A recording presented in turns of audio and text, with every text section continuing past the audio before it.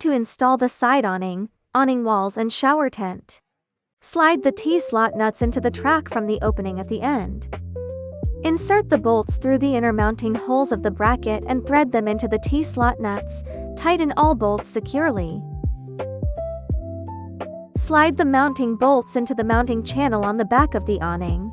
Position the bolts so they line up with the mounting brackets. Lift the awning into position.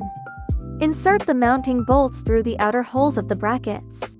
Reach through the center opening of each bracket and install the washers and nuts.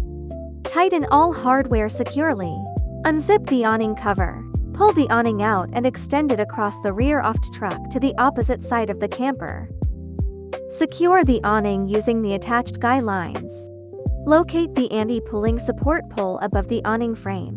Swing the pole upward until it locks into place. Connect the LED light strip to a power bank or external power source. The light is ready to use once connected. Match the numbered zipper on each wall panel with the corresponding zipper on the awning. Zip each panel into place. The rear wall features a roll-up door. Roll the door upward and secure it when access to the truck bed is needed. Install the mounting brackets using the same steps as the awning.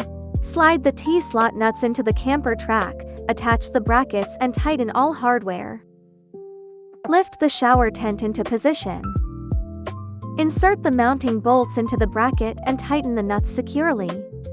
Release the retaining strap and unfold the shower tent. Place the roof cover over the top of the shower tent. Attach the hook and loop fasteners to the support poles inside the tent. Attach the adhesive-backed LED light strip to the inside top of the shower tent. Connect it to a power bank and store the power bank inside the built-in storage pocket.